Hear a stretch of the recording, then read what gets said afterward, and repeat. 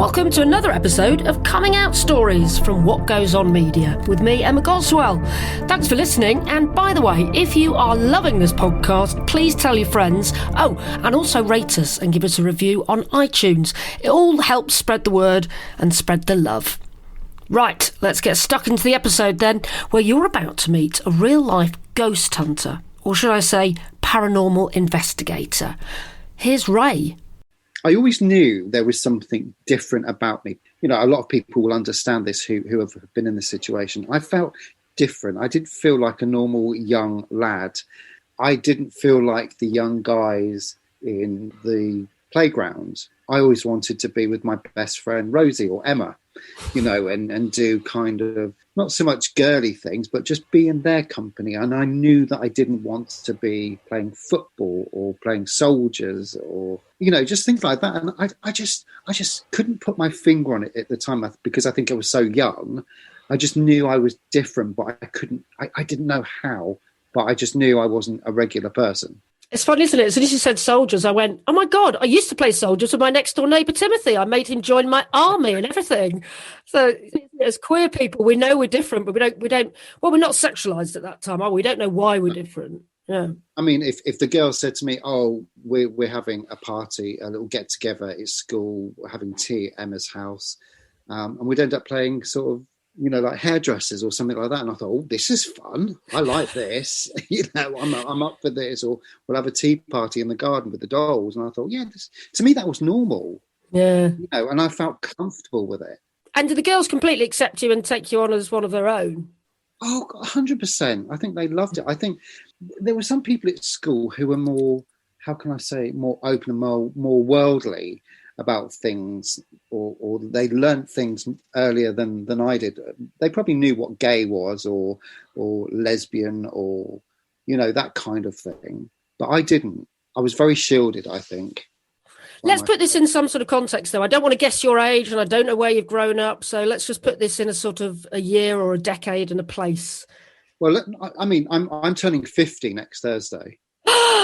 We're almost the same age, Ray. You beat me by a month. Yeah, so I'm, you know, age is just a number, to be honest. Yeah. And I don't really, you know, think, oh, 50, big milestone. It's just an age, yeah. You know. So we are talking, you know, late 70s, yeah, you know, early 80s. But all the, you know, everyone was accepting of me, all the girls. There were a couple of lads at school that obviously were more manly and worldly, who used to take the mick out of me and see something, you know, different in me than I didn't know about. So it was homophobic bullying, or was it wasn't even that they were saying you were gay, it was just... Oh, I think it was because I used to hang around with the girls, and I think it was maybe they called me a fairy, you know, that kind of thing, because I didn't want to play boys' games or football. And when I had to do PE, that was obviously a nightmare, because all I wanted to do was go and play with the girls, playing rounders or something, not play rugby. It's like parallel lives, this, Ray. I was always desperate to play football or cricket at school and was really, really pissed off that we weren't allowed to. And it was gender segregated at school, wasn't it? We had to play netball and rounders. And I was like, oh, God, this is so annoying. I want to play football. And the only thing I really enjoyed was when we had sports day, because we all mixed and, you know, I could be with my girlfriends and we did high jumps and star jumps and, you know, all these kind of athletics. But apart from that, it was quite miserable doing PE. And whereabouts were you in the country? Whereabouts did you grow up? I'm in Salisbury, near Stonehenge. So it's all right. I mean, it's a lovely little town, you know, apart from if you ignore all the Russian poisonings we had recently and what have you. Oh, my God, I watched that drama. That was terrifying, wasn't it? It was terrifying. Funny enough, the house that happens only about 10 minutes walk away where I walk my dog. So I kind of bypass it a little bit just in case. Yeah. Well, apart from Russian poisoners and druids, is it a fairly small town with like small-minded attitudes, or would that be unfair to say that? It's a town and it's also a city, because we've got a big cathedral here and we're very famous for Stonehenge as well, which is really close by. We used to have an original gay pub here, which opened in the early 90s. It lasted for quite a long time, but it was one of these pubs. It was down the back streets of a street away from town, and it was really good fun. It was really successful, but I don't think it was managed very well towards the end. And then we had a pub nightclub open a few years ago, which I opened to do with the first Salisbury Pride. People moaned about it, said it was too noisy, and it closed down. So there's no gay venues here at all, which is a real shame, but there is a gay presence here. Yeah. And to be honest, Salisbury's quite accepting. But what was it like growing up as gay in Salisbury in the 70s and 80s then? There wouldn't have been any venues. Was there a sense of real isolation for you? Yeah, absolutely. There was no gay venues. I mean, I remember growing up, I would secretly try and read books about when I kind of knew I was possibly gay, because that was the difference. I would read books in secret. There was always a stigma about going out with your granddad on a Saturday to the local market and helping with shopping. And I said, can I go to the library? And I used to see if I could find books and things to read, just to give me a bit of knowledge, to try and find out who I was. What did you find? Well, a couple of filthy pictures, but not a lot really, because I think for me, it was all about self-discovery, learning things for myself. And then obviously we had the marvels of the internet come in. Yeah, but this would have been pre that, wouldn't it? I mean, I remember going to a bookshop in the 80s and buying a book on bisexuality, and it was actually turned out to be a bit of a porn book. It wasn't really any sort of help whatsoever in discovering my identity. It was difficult pre-internet, wasn't it? Yeah, I suppose. There wasn't that many bookshops in town really that sold that kind of material. It was as and when I could find a little bit of peace in one of these local bookshops, a tiny bit in the library, and I would secretly also see if I could order things. What's the bookshop? Gay's the Word. There you go. So growing up, before I actually came out, I would purchase books from them, just to see if I could get some, really good knowledge about the gay life. Was I really gay? Because I actually, growing up, before I came out, I actually had two girlfriends. I actually had two girlfriends. This was around probably 13, 14, 15. And I think by that time, I kind of knew I was gay, but kept it very quiet to myself.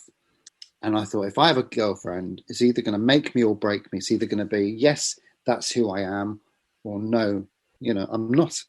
So after a couple of girlfriends, I decided, nah, it's not for me. I know who I am. So you were using them to sort of test your sexuality in a way?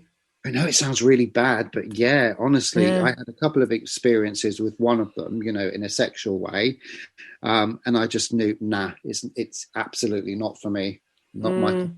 It's funny, isn't it? I think a lot of LGBT people go through that. I mean, there's pressure, isn't there? There's pressure amongst your peers. All my friends were sleeping with boys. So I was like, oh God, I'm going to have to try this. Otherwise I'm not going to fit in. There is pressure, isn't there?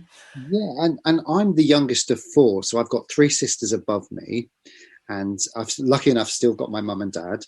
My dad was very much, he still is very much a man's man, We go over the allotment, we grow our own food, we do manly things, we make woodwork. And so I always worried how I had to live up to him, to be honest.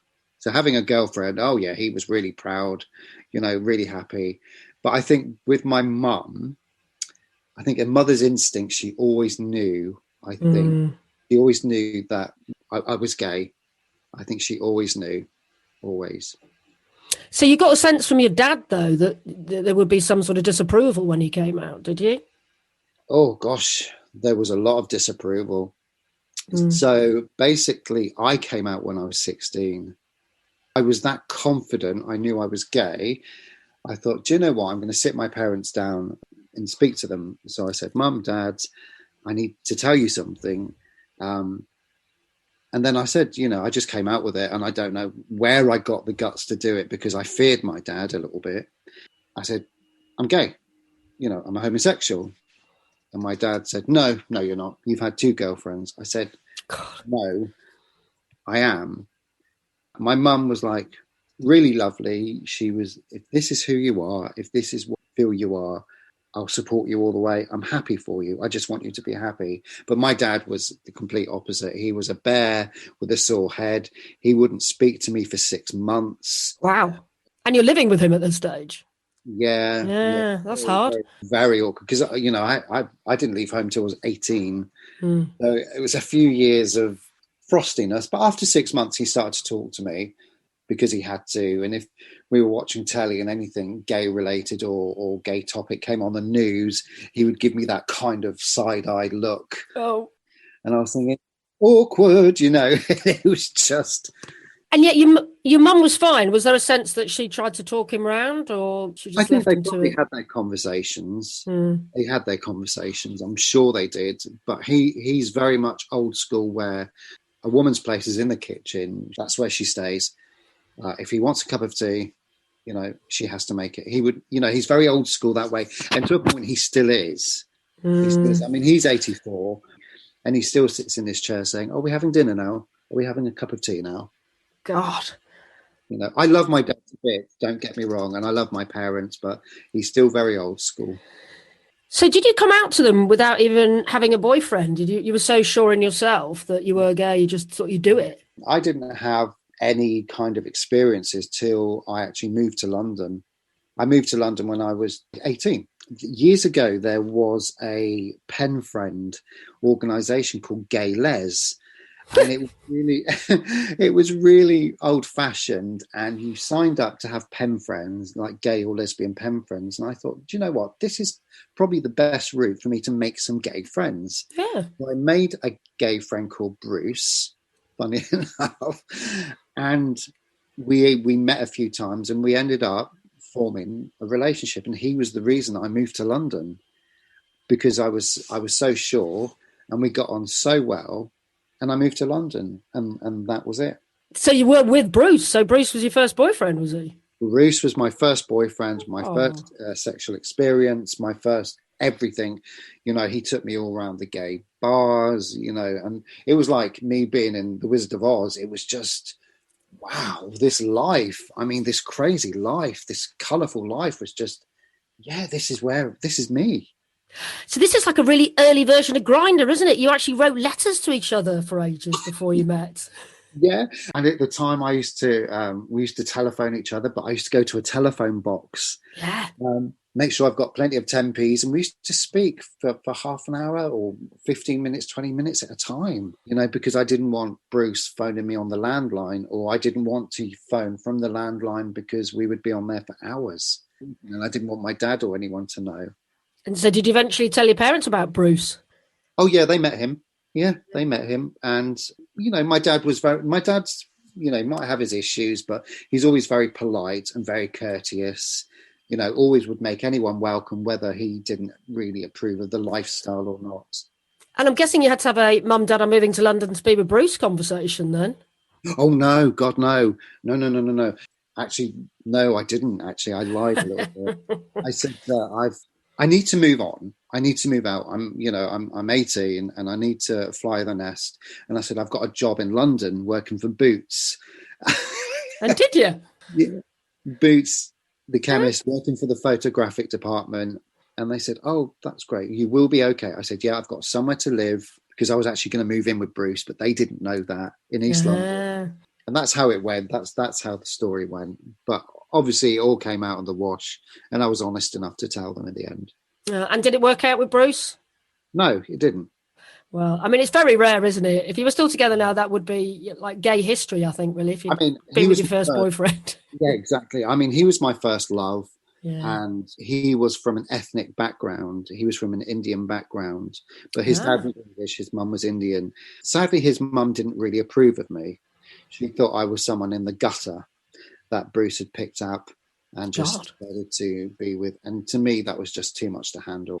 I love to get on Emma with everyone. I'm so easygoing, and family is really important to me. But not to be accepted by someone's mum really hurt, and she wasn't the nicest of people. That's really sad. And were they a religious family? Was there that element as well? I don't think it was so much religious. I think it was that I wasn't good enough. Snobbery. Bruce was this university guy, really intelligent, and they saw me as just someone who worked in a shop in Boots, not on that kind of level. Plus, I think my race might have had something to do with it as well, because they would prefer him to be with his own caste, not with a white guy. Gosh. So that was it. And we kind of ended quite badly, and we never spoke again. We never spoke. But I stayed in London and I made my own life. It was good fun. Well, I mean, part of it is, you're surrounded by the gay scene. You've got Gays the Word to buy your gay books in. And, it's important as an LGBT person to have that surrounding you, isn't it, I think? Yeah. And back at the time, there was a place I used to go quite often, most days actually, called First Out Cafe. And First Out Cafe was the cafe upstairs, the club and the pub was downstairs. And that's where I used to go to meet friends. And I met so many really good friends, Emma, through them networking. And that's where I first met Jimmy Somerville. We used to talk quite often. Amy LeMay, we used to talk. Did you? Yeah. How did you meet them? Amy used to work there. Oh, wow. Jimmy was there quite often. And then I got involved in Great Ormond Street Radio, and I met a few gay nurses through that. Just a network of friends. And some of them I'm still really good friends with today. Oh, fantastic. Oh, and two idols you just mentioned there. Yeah. I mean, Jimmy Somerville, when I was growing up in the 80s, was just like one of the only people that was out and proud and gay. Exactly. So you mentioned your four sisters. Did you come out to them eventually then? Yeah, I think mum being mum, she obviously spoke to them. They were all fine, absolutely fine. Sisters are always pretty much supportive. I think they thought at the time, having a gay brother, that's nice. Yeah, that's all right. That's He'll take us shopping and sort out our soft furnishings. that's it. Buy a new lamp. There we go. Now, absolutely fine. Absolutely fine. They've accepted a couple of partners. Because my last partner I was married to for 21 years, but that came to a natural end, sadly, and had a break, and I've been with my current partner for this is the 4th year now. So, yeah, they get on with everyone. And you're back in Salisbury, you've gone full circle. Back in Salisbury, yeah. I'm always dragged back here, Emma. Always come home, always. And this is my base now. This is my base. I guess it's a very spiritual place, is it? And we should probably talk about your job, or at least one of your jobs, a little bit, because I always like to ask people what it's been like coming out in the workplace. And has that been important for you? I'm always up front when people ask me. I don't outwardly, say, "Oh, hi, I'm Ray, I'm new, I'm gay," that kind of conversation. No. If someone comes up to me and asks me, of course I'm going to let them know, because I'm a very honest person. I guess there's been a couple of situations when I've filmed on some TV programs where I've had hostility. One I filmed in Australia. I was really badly bullied on set every single day by another cast member. And all I wanted to do is come home. And I thought, no, I've got a job to do. I've got to stick with this. You're bullied for being gay? I think that was part of it. I'm very friendly. I'm friendly with everyone on set, whether they're cameraman, whether you're cast, director, producer. I think it's important because you're a family and you're going to spend so much time together that you get to know people, and I spent a lot of time with these people. And this other cast member clearly felt that they're there to do a job, and they go back to the hotel at the end of the night. Was this a show about ghost hunting? Yes, it was. Yeah. I mean, I'd have thought ghost hunting would be fairly LGBT friendly. I imagine there's a lot of queer people in there aren't many ghost. You don't meet many ghost hunters. There aren't many of you, are there, Ray? But I imagine there's a lot of gay psychics and a lot of gay mediums. Yeah. I'm not overly sure there's a lot of gay paranormal investigators like myself. No. There probably is, but they probably haven't come out to me. But this particular person wanted always to be the big person, the big I am. And I'm just so grounded. I'm just me.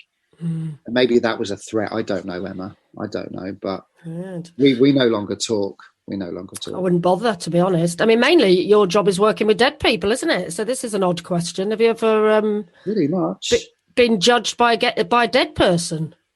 I think I'm not by a dead person, but I think I'm stereotyped. Oh, what do you do? Oh, when someone finds out what you do, they always say, "Oh, do you know what? I'm really into that." That's the common line. "Oh, I'm really into that. I'm a bit psychic, And like, "Oh, are you? Oh, lovely." Really? Yeah. How bizarre. Yeah, I get it all the time. I remember I took my mum shopping many, many years ago and someone shouted out, "Oi, you're that ghost hunter from Australia." And I was like, thank you, thank you. My mum had a like mum proud moment. Oh, spotted in the streets for being a ghost hunter. Yeah. How do you discover that you could be a ghost hunter then? How does that work? I always had an interest in the supernatural when I was younger. And then programs like Most Haunted came along, and me and some friends thought, oh, we could do that. Let's get a little ghost hunting team together and see if we can find any ghosts. And it just spiraled from there. How many ghosts have you seen then, do you think? I find it fascinating. I've been asked this a lot. I was asked this by my current partner when we first got together. And honestly, I believe I've only seen one. Mm-hmm. My grandmother, when I was about 5 or 6. I've seen an awful lot of things I can explain. Yeah. But I've seen a few things that I can't explain.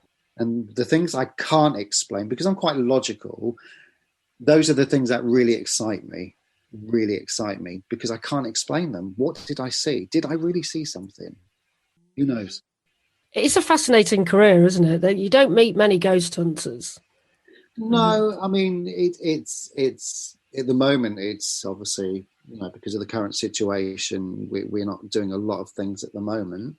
But it is a fascinating subject, going to these haunted locations, hearing the history, hearing people's accounts of their experiences, hearing the stories, the urban legends, the myths, and trying to sift it all through to see what's real, what potentially could be causing these noises. And you say you've got stereotypes, but I mean, did you ever try and specialise in looking at LGBT history and trying to look for, LGBT presence? No, not really. No, not really. I don't think, if I'm honest with you, Emma, I've ever come across like a gay ghost story or anything with a gay history where we've investigated, if I'm honest. They must be out there. If ghosts are out there, I mean, I hold my hands up. I'm not sure I 100% believe. I don't know. I'm with you. I agree that there's some things we can't explain. But if ghosts exist, they've got to be gay ghosts. There's got to be. Where are they? Yeah, exactly. I believe how you are in this life is how you are in the next life. That's if we have got a next life, why would we change? This is what I believe. Some people don't believe it. I don't believe there's a heaven. Just imagine, okay, I'm going off on a tangent now. Just imagine you've got this wonderful memory of such a happy occasion, a happy time. I believe that's where we go. We go to a happy memory. Wouldn't that be nice? Yeah. But we all will be disappointed if we don't go anywhere. Mind you, we wouldn't know about it, would we? No, we wouldn't know about it. Well, I always like to end with asking people if they had any advice to other people that hadn't made the journey yet or come out to their friends or family. What words of wisdom would you like to impart, Ray? I think if you are thinking about coming out to friends and family, find that one friend you can really trust, that you can sit down and have that open conversation with. I mean, we've all got pretty much a friend where it's school or later on in life where we tell each other everything. Coming out is hard. It is hard because it's that first step. I mean, I don't think gay people should have to come out anyway. Agreed. I really don't. You don't see straight people coming out. And also now, these days, there are plenty of like advice helplines like the Gay Switchboard, and there's loads of gay resources for telephone numbers, people to talk to. Whereas when I was younger, there was hardly, well, I think Gay Switchboard was around, but there wasn't the amount of people that you could reach out to as there are today. So that would be my advice. Talk to someone. Did you find that one friend then before you spoke to your parents? Stupidly, no. I mean, I had those friends. I had my girlfriends, and they are, like you said, they were accepting of me. It wasn't really an issue because I think they knew anyway. I should have talked to someone first because it was a leap of faith. Wasn't it? Well, you must have trusted your parents enough then to sit them down, not having a boyfriend and not having told any other friends, and just said, Mum, Dad, I'm gay. I mean, that takes bravery, right? I think so. It wasn't an easy thing to do. I was absolutely sweating. I was nervous. I was shaking. I was teary. And then I said it, Mum, Dad, I'm gay. And after the conversation, although my dad was very angry and upset, because I wasn't, going to be what he wanted me to be. It was a relief that I've actually told my family. I've told someone. It was a relief. And I wouldn't look back. I wouldn't change anything. It was probably more of a shock to them when you said, Mum, Dad, I want to be a ghost hunter for a living. Was it? Yeah, probably. I mean, when I came back from Australia and the TV show actually finally aired over here, I actually sat down with them and made them watch the first episode with me. I said, Mum, Dad, this is what I do. We're going to watch this. And my dad was like, oh, right. And my mum was like, oh, how could you do that? Oh, how could you, go in a mortuary chiller? How could you do this? My dad was like, oh, right, that's what you do, is it? Mm. But they're all right. They're all right. Lovely Ray there. And a big thanks for him for getting in touch and putting himself forward for the Coming Out Stories experience.